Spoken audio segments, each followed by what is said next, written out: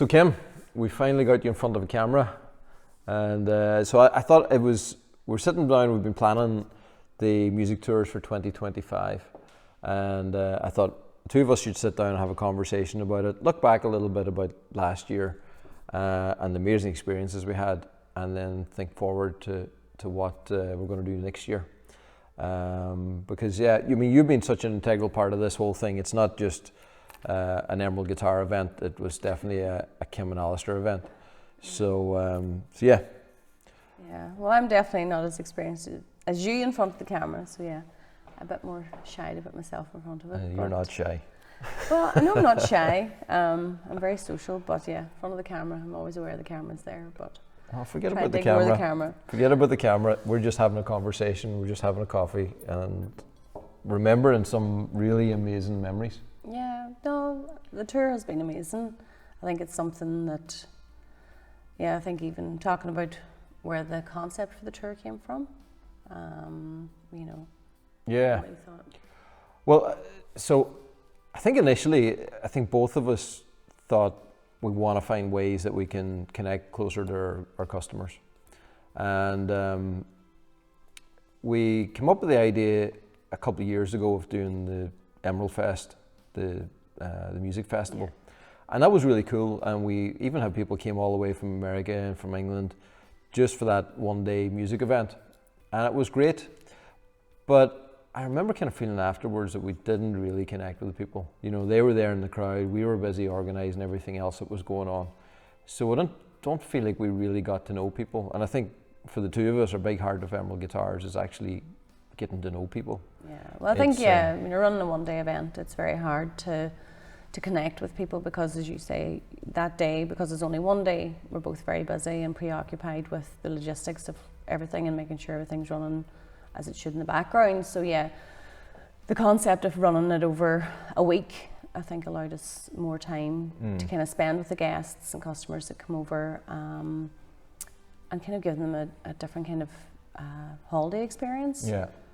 Yeah, and it all kind of sparked. We were having a meeting up in the office and we were just kind of throwing out ideas, and we were talking about whether we would do another one of the music events, and I literally just kind of threw out the idea to everybody, why don't we do a full week-long musical experience around Donegal, and kind of, instead of having it all in one location, take all those acts that we might have shown in one day and spread them across the whole county. Yeah, I think you freaked everybody out when you initially threw it out, but I think everybody thought it was crazy, but I did what I normally do. I just go straight on, make a little video and tell people that I'm going to do this, and then see what the reaction is. Yeah. So I did that, and was that December last year? I think it was the end of November, because I think I had been talking about working in the travel, because I would have showcased hotels and stuff like that through my other business. Yeah, kind of was looking at going in more working alongside travel and travel experiences and stuff like that. So yeah, I think you dropped it at the beginning of December, and it very quickly was running into videos and releasing it within a few weeks. Yeah, so it all kind of came together pretty well. And I suppose that was the other thing as well. It was bringing a lot of things that we were already doing as a company, and with what you were doing, and bringing that all together. And then we just happened to be here in Donegal, the best part of Ireland, and it was sort of easy to put that all together. We've got great musicians, we've got great locations, I've got a great team here to run this, and then with you, the travel knowledge as well, it can all slot together pretty quick. Yeah, and I think for us, I say we're 26 years in business, and through those years you've made personal connections with so many of the customers, and those customers almost feel like family, but we'd never met them. Yeah. Some of them are older and expressed their interest in coming to Ireland, but maybe nervous about the logistics of that, how they would do that and how they would coordinate that. So I think us running the tour then allowed us to take that stress and worry away, because literally we wanted to be where the guests arrived into Dublin, some maybe the day before the tour started, just to kind of get rid of the jet lag a bit from travel, and then we set a time and point where we collected them, and yeah, it was kind of just allowing from that moment that we picked them up, that they didn't have to think about where they're going, what music they're going to listen to, what they're going to eat, where they're going to stay. We wanted to package it that we're going to give them a luxury experience between their accommodation, picking somewhere that we could take over for the week and have it solely to ourselves. So if people were wanting to jam late into the night, it wasn't going to affect other guests if you were staying at a standard hotel. So having Rockhill House as our venue for it was key, I think, to the success of the tour. So that end of it, of just, me with the travel side, I wanted to give the customers that real what I'd want for us when we travel and we spend money to go and do things. You want to stay somewhere really nice. You want it to feel like home. You want nice food and nice experiences. So I think from my part of the tour, I think that was so important that I made sure that the accommodation felt like home for our guests, that, working alongside the chefs and giving our guests a really nice experience food-wise, and even the choices of restaurants that we ate lunch in and a couple of dinners out, that we were giving them really nice experience food-wise, as well as the music that they were getting. But again, your side of the tour was all about the musical experience. Yeah, and I think we definitely had two slightly different visions and two different sides that we took. And I think, your part was really integral to giving everybody that very homely experience and hospitality side of things. And I think everybody really experienced that. But I think my vision was very much based around the music. And I can actually remember us having the idea. I can remember me telling you the idea as we were driving down around the coast in a camper van last summer. That's right, and telling you about my idea to run a music event and have it in different locations. And I think you were like, not interested in another one of his crazy ideas.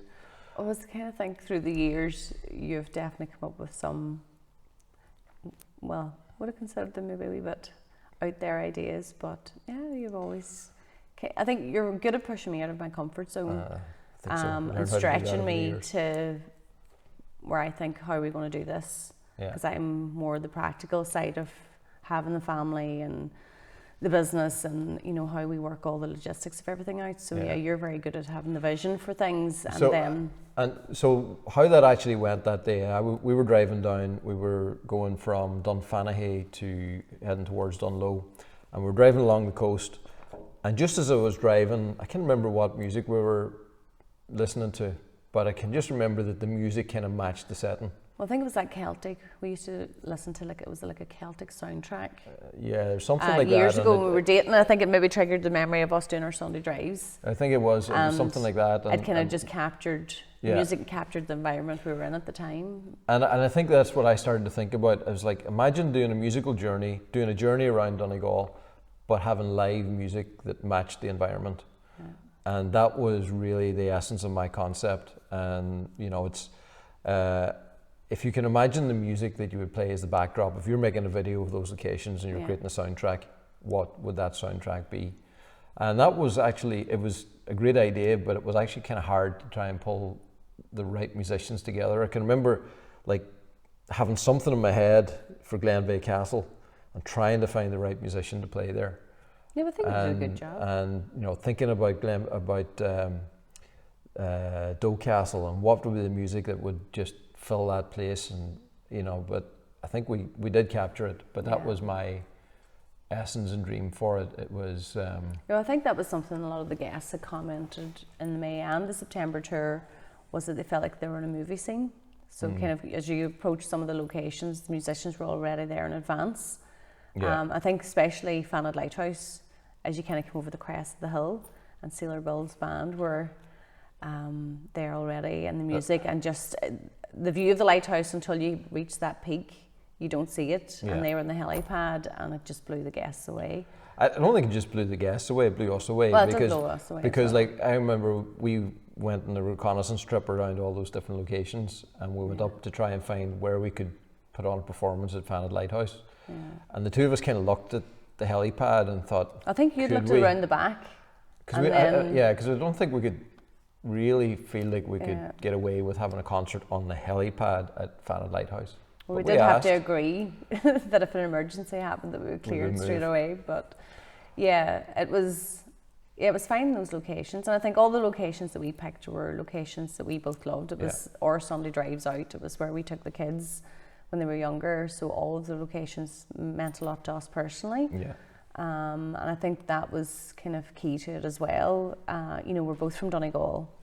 We love our county, and it was kind of showcasing what Donegal had to offer location-wise and musically. I think, a lot of our musicians were from Donegal, and we just wanted to showcase them to our customers from all over the world. Yeah, because we are blessed in this corner of Ireland. It's I think we've been lucky enough to travel around the world and see an awful lot of incredible musicians, and I don't think we've gone anywhere that matches the quality of musicians that you find just locally here.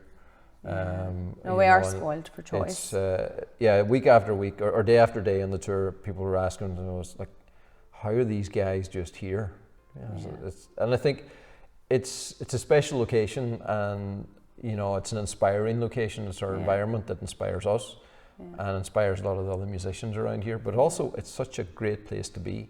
I think a lot of the great musicians, instead of going off and traveling around the world, they stay here because this is a great place to be. Yeah, they don't want to leave. They don't want to leave. Yeah. So that's, I guess, to our benefit. And we've always had a passion to be able to showcase those local musicians to an international audience. Yeah. So if they don't want to go out and meet the international audience, we'll bring the audience to them. Yeah, well, I think that was kind of what we thought would be really cool and a lot of the guests and customers loved the musicians that they saw. They straight on to Spotify, downloading their music and, supporting them as well. And I think that's, being able to support other local businesses in Donegal, from caterers to, Rockhill House to the Singing Pub and all of those occasions, and giving back into our community is great as well. Very much was a Donegal event. Yeah. Oh, and Derry. We did dip into Derry on the last day. Yeah. Well, Derry's on our doorstep. We count ourselves at our part of our neighbourhood. So yeah, very much. So what would have been your absolute highlight of the whole week? Actually, probably impossible to say one. Yeah, because it was one of the things we asked the guests was what was their highlight of the week, and one of the things that they all kept saying was every day kept getting better. They're like, oh, that was my favourite day, and then the next day it's like, I didn't think you could have topped yesterday. But for me, I think my absolute highlight was watching friendships be formed. We kind of thought, bringing people together, you're always hoping they'll gel, but I think they all had the commonality of music. Yeah. And even their partners that weren't musical. I think for me it was important to create an atmosphere that if they weren't a musician or they weren't into music as much as their husband or wife or partner, that they would also have a good experience. So, it was how do I create space for them to enjoy it, so having Rockhill House, if they felt there was a day they didn't want to take part in the music events that were happening, they could stay at Rockhill House and enjoy their spa facilities there. Yeah. And like the day we went to Glen Bay, you took the group away, we split the two off and I kind of wanted to create, because there were so many people were coming with their partners and there was a good divide in the group were female, I kind of thought, how can I have a nice experience with the women on the tour here? So I had talked to the team at Rockhill House who have the spa, and was able to just, set a day, book the spa completely out for us.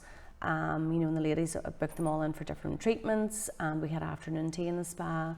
And it was a really nice time just for us as women socially, I think, just to connect, and we all loved that. So I think most women love getting pampered. So I think that was a big thing, wasn't it? Was creating something special for the non-musicians, because on this group, there was both male, female guitar players there, but I think mostly it was the men that were there as we actually had a few of the guys kind of sneak away too to come back to the spa. Well, there was a little bit of that too. I'm not sure that was allowed, but anyway. Well, it was still. But I think that was a great part of it, because you've probably experienced that many times where us guys are there geeking out about guitars, and it's Yeah. You done. You get lost in the background, and you can only enjoy that so long. Yeah. And I know there was various people that they were nervous about bringing their partner on something like this because, like, are they going to be bored? But I don't think anybody was bored. No, I think there were some of the women that weren't into music and had booked into the spa, but on the third day when we were supposed to go back to the spa, they were actually, I'm enjoying the music side so much, I'm going to pass up in the spa. And some of them even started playing guitar afterwards. Well, we had a few women that have bought their first guitar after the tour because they were so inspired by the music that they heard. So yeah, I think the highlight for me was definitely connecting people, and just, as I said, seeing those friendships form, because I think life can be so busy. I mean, we're busy, and I feel everybody's really busy. And when you go on holiday, it's kind of where you like to have a bit of downtime and relax. And I know for us, when we go away on holidays, you want to be social, but sometimes it's awkward to strike up those conversations with people that are at the same resort as you, or to make those connections. But what we found is that everybody gelled, like everybody was jamming from the first night of the tour together. There's lots of people that have kept connection since the tour in May and September. And I think having the guests, we've just released the dates for the tour a week ago for the guests that were on the tour before, so they're being released this week to the wider public and other customers. But any guests that were on the tour this year already, they got like pre-sale, first refusal of coming on the tour. I think we were both shocked of how many said they were coming back. Yeah. Not shocked. That's what I was just going to Not shocked, ask you but there. kind of, they had expressed that they'd love to come back, but that they're coming back so quick. There's already a lot of them are coming back in May that were here in September. Yeah. And I think that, I think for me, I thought we're doing something right if they're wanting to come back so soon. And I think, like, there were some of them that are halfway through the week and they said we'll come back next year. Yeah. And that was very encouraging to us. Like, doing this for the first time in this way, I think it was very exciting to see it so well received. And I think, but we knew we enjoyed it so much. Yeah. Well, I think we have all the hard work done. So kind of pre-tour starting, we have all the work done. So I really enjoyed it. It was busy, like it was intense up until the day before the tour started, especially the first one, because we were just opening the factory. It was a crazy run up to having the tour. But yeah, it nearly felt like we were on holidays with them for a week. Yeah, which I really loved. I felt like I was a guest. Yeah. Well, you were kind of like a guest, because I skivvied in the background and I was the one sweating if something went wrong. But well, maybe you did hold a lot of things together that week. But yeah, no, I loved the whole week. I absolutely loved it. So we're doing it again in 2025, and which is hard to believe is just around the corner, like. Yeah, it's and it's going to come through in a flash. Yeah. And I suppose we're probably a lot more confident about what we're going to do next year, because we've done it before. We've seen how successful it was, and we know we can replicate that, except for, the weather is the one thing we obviously aren't in control with. But well, the last two tours, the weather the sun shone everywhere we went, and everywhere we went we had a backup plan anyway. So even if you don't come to Ireland necessarily for warm sunshine, we've got so much more than that. But it's nice when the sun shines as well. Yeah. But so next year, what was your highlights? What was my highlights? Yeah, you kind of asking me mine. Well, it's very easy. The one overall highlight above everything else is and Green and Fort, because I've been up there so many times, and I've for many years thought about putting on a performance up there. It's like, if only we could do a concert in Green and Fort. Yeah. And I remember we pulled up on the bus and we started walking up towards the fort. And as we were walking up, there was people coming out and they were dancing and they were spinning around, and there was like... That was the May tour whenever... And this was as we were arriving. I was like, what is going on? Yeah. And it turned out there was like about 30 or 40 people that were there for some yoga event or something. The guys were setting up. So the people that were playing the music for us, they started playing for the yoga event. So everybody was already in the mood. So we arrived and we were walking in there, And as you're walking up around the fort, you couldn't really hear any music, but then all of a sudden you go in through that little passageway and you're into the middle of the fort, and then you're just filled with this music and people dancing, and the sun was shining. It was perfectly calm. It literally, I think, was the best weather that I've ever experienced up there at the fort, because we're on top of a hill. It's normally always windy up there. But that was mind-blowing. Yeah, it was really You know, Aquila were amazing. The visuals, the sound, everything about that was just, that was a highlight. I think there's so many times where the music was good, and even I think Fanad Lighthouse on the September tour, I think Sailor Bull had got everybody up and dancing. Well, not up and dancing, they're already standing, but yeah, with a few... Everybody dancing and getting really into it, and like a storm blowing and the big waves crashing behind, and like you couldn't get a more dramatic setting than what that was in the September tour. I'm thinking other things, like Glenveigh, walking through the castle, and everywhere you go there's, you know, different musicians planted around the castle, and like especially in the September one, I can remember walking in through the gates, because we come in through the gardens. You decided to walk up the road? Yeah, we walked up. Right. We walked up, and just as we were walking up in, we could start to hear the music in the distance, and we're walking up in there, and then it was Without Willow we're playing. So as we were walking up in, I think it might have been playing, was it Homes of Donegal, or it was something that just was like the perfect welcome into the castle. So that was really, really cool. And then it instantly started raining, so I became the umbrella holder. So that was cool. Let me try. There's just like so many memories. Everybody jamming together at the Stores bar was really cool. Good. And then two really amazing concerts were like, you know, hair standing on your arms kind of moments, was Ports in the little cathedral in Derry. That's right. I missed those. You missed both of those, but that was just, that just gave me goosebumps. Absolutely amazing. There was a night that Larry Mitchell was playing as well. Was so good. Larry Mitchell, Davy Kay, Mark Black, the three of them together.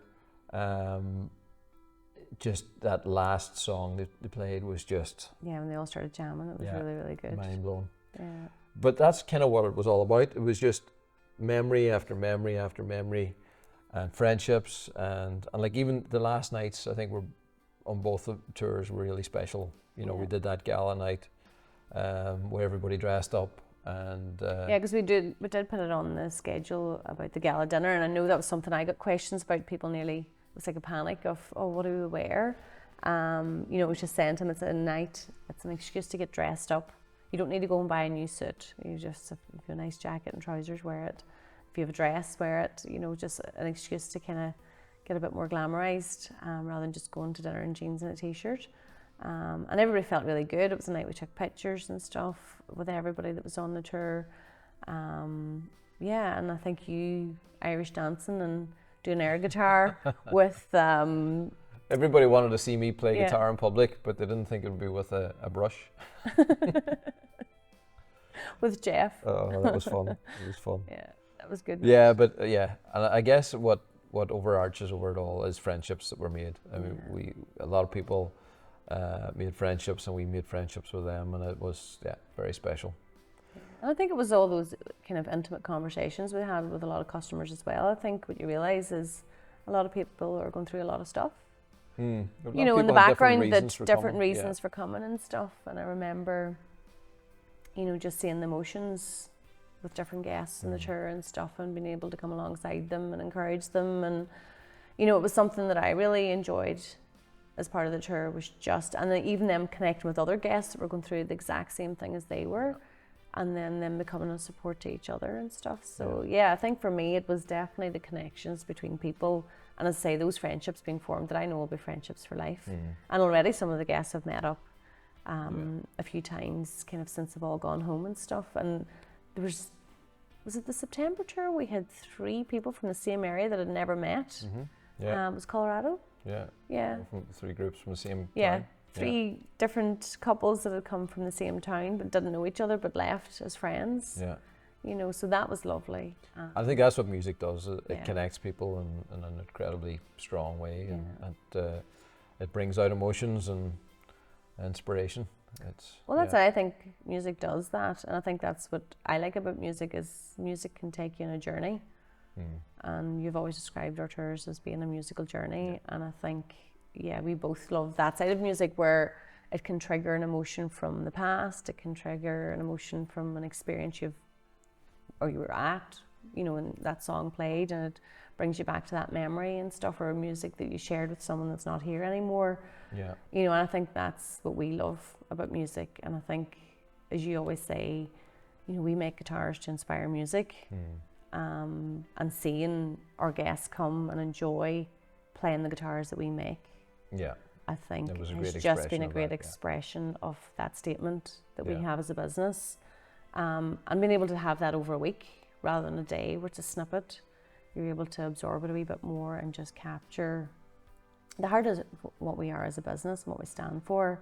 Very, very much so. You know, it is about bringing people together, and it is, you know, it's not just to sell guitars. I always say that, you know, when I'm talking to people about what we do with Emerald Guitars, it's not about selling guitars, it's about inspiring people to pick up the guitar, you know, and just create the music that's in them. Yeah. You know, and it's always one of the things we've always said as well about our guests, and even we talk to our sales guys and marketing guys, is, you know, we want to hear people's stories. We want to know why they play a certain style, or, you know, it's learning about them. It was in the book that was written about us as well, about the different That's the name of the book. Customers building stories one guitar at a time. Yeah. You know, and it is like our whole life has been about stories. Yeah. And but doing that through guitars. So, but I had one question for you, because there's one thing. I'm scared. well, but you see, it's that one thing that you always were scared of. Yeah.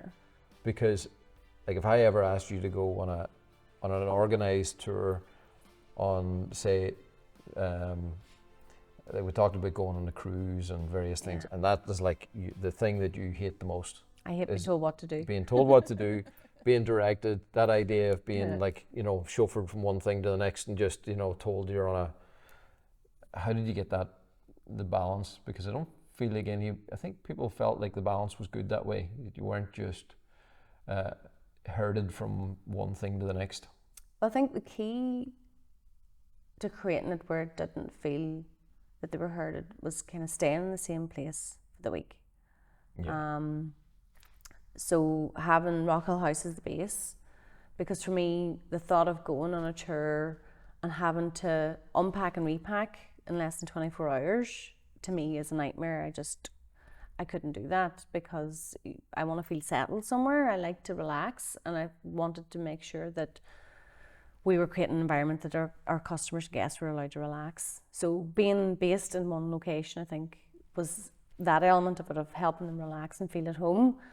Then I think, excuse me, as we were planning out the days, was making sure that the days weren't too packed. I mean, we could take them to 100 locations in Donegal that are beautiful every day, and they're very short distance of each other, but there's no fun in that. You jump out of a bus, you're spending most of the day on a coach, and getting out for a quick picture, straight back in again. So it was kind of thinking, what would we enjoy? So it's kind of the scenery that they could enjoy while they're traveling to a venue, what's the atmosphere we could create at the venue while we're there, and then food, you know, keeping them fed, especially the men, so don't get hangry, as they would call it, you know, and having good food, having a nice fire lit, you know, them being able to get a pint of Guinness and sit by the fire, you know, with the turf burning, and, you know, someone in the background playing music. So to me, I hope that none of the guests, I didn't get from any of the guests that they felt they were rushed or they couldn't. And as I said, Rockhill House were fantastic. We did have days where maybe a partner came along and they worked from home, so they had to work a few of the days. They stayed back at Rockhill House and they did lunch for them. They had open fires that they could sit and relax and read in front of, you know, so it really gave that, you don't have to take part on every day's events. Yeah, there was a nice balance. There was a nice balance there, and days I took the car as well, so if someone got fed up, that I could take someone back, you know, which never happened. and nobody wanted to leave once we were there. But having backup plans that if somebody maybe wasn't feeling so well, that I could take them back to Rockhill House, or they just wanted to, So it was making sure that all their needs were catered for. I think with location, food, music, and environment. I know my environment affects me, so I kind of just create a nice environment for the guests and customers. And I think we're very lucky to be able to find Rockhill House as our base. Yeah, it's because we had looked at some really amazing hotels, but we'd be sharing that space with other guests. Yeah. And I think having Rockhill House, it was only us that we could, just feel comfortable to grab a guitar and sit and jam in a corner, and you're not upsetting anybody else that's a guest. I think that really made it more relaxed for everybody. Yeah, and John and Catherine were amazing. Like, they were delighted to accommodate us in whatever way they could. Yeah. And loved just seeing the house come to life with music. As I say, breakfast time with harp players, lunchtime, then we were usually out for lunch most days, except for when we had afternoon tea in the ladies' day when we used the spa. But I think we got a good balance, so people didn't feel that kind of being ushered and rushed around. Yeah, and most of the locations we went to were within sort of 45-minute drive as well, so there wasn't long periods that people were stuck on a bus. It was like you get out, you get there, and then that's what we didn't want. I think the longest journey is getting from Dublin to Donegal. Yeah, after that it was shorter. Yeah. So we're going to do it all again in 2025, and we have 2 different dates. We've got May and we've got September. Yeah. And September we're going to do the exact same itinerary as we did previous last year, and I think the reason for that is because it was just went off so well. Yeah. They're such amazing locations. There's no reason to change that. But we wanted to also have a different itinerary for people that want to come back a second time and see something different in Donegal. Yeah, because I think so many of the guests from the last 2 tours said they want to come back. Yeah. So we didn't want to just give them the same experience. So it's giving them different musicians and different locations, but all still in Donegal. Yeah. And for September we will have different musicians as well. Yeah. We'll bring in and we'll change that up a little bit. So I think even if somebody was on last year's tour and came back again for September this year, or September 2025, I think they'd still have a great experience. It would feel different. Yeah. But and I think the locations that we're going on again this year, like these are our Sunday runs again. These are things that we've done. Yeah, well, we tend, because Donegal's such a big county and has so many good locations, we tend to just stay in the county and enjoy it on our time off. Yeah, so we're one of the days we're going to go down by Mount Donegal, and we're going to take them down to that little church down in Poison Glen. And like, we've gone down in there so many times, and you're looking down at, as you're going around Mount Donegal, looking down into the valley, you see the ruins of that church, and it's such an iconic picture that's photographed so often. It's been used in other music videos, so we're going to put on a musical performance there. We're going on down then to the Dunlewy Centre, going down to Leo's Tavern, and anybody that knows anything about Irish music will probably have heard of Enya. They'll probably have heard of Moya Brennan. They'll probably have heard of Clannad. Yeah. And they are the Brennans. That's that family that come out of Leo's Tavern. So that was like their home place. That's where they all grew up. So that's where they grew up. I think it's what inspired their music. So it really is. It's the heart of Celtic music in Donegal for sure. So we're going to go to Leo's Tavern, and we're also going to go to Crawley Distillery, which is just around the corner. So that's going to be a really cool day. Then we're going to go to take people to Azaranka Waterfall. That's just such a beautiful waterfall.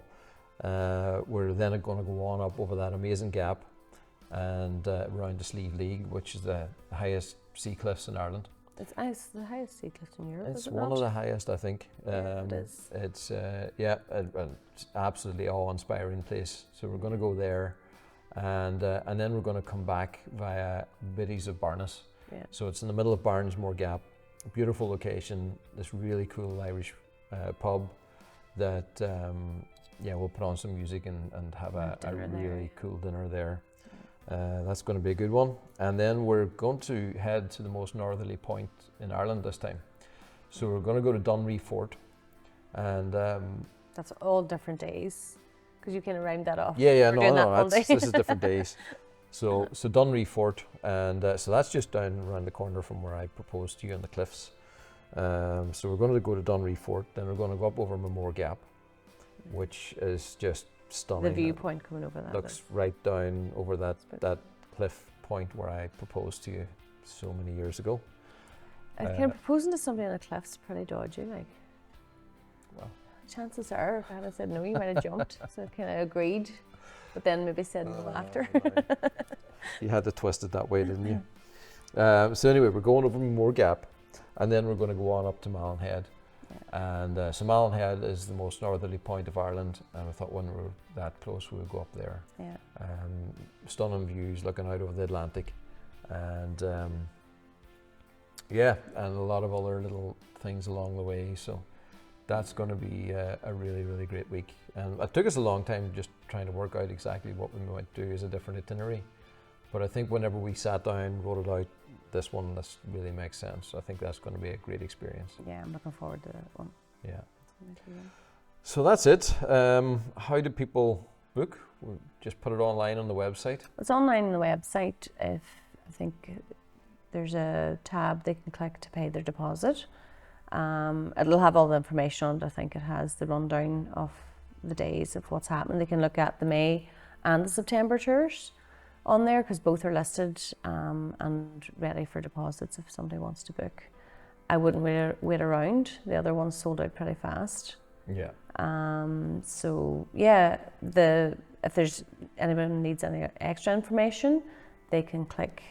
There's a link there to my email address, and I'll get back to them. And I know if people are wanting to come in a few days early or stay a few days after as well, we can help with accommodation for them and coordinate them if they're wanting to do that.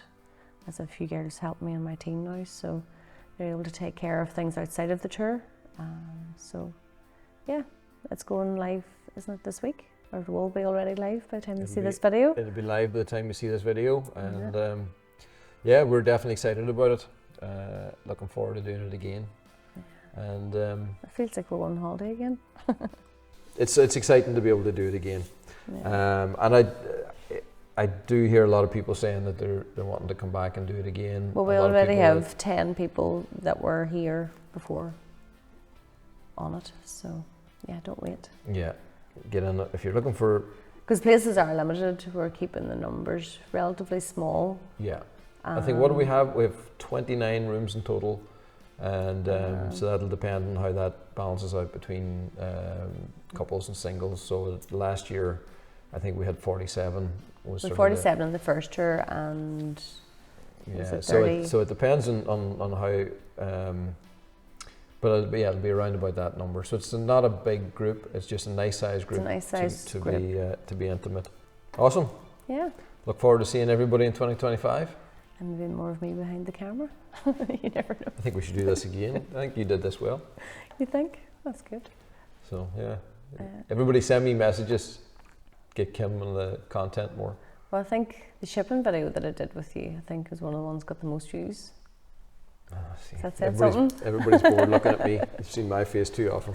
I should maybe start doing more shipping videos. Right. So, what are we going to leave them with? What's the last highlight we're going to leave people with?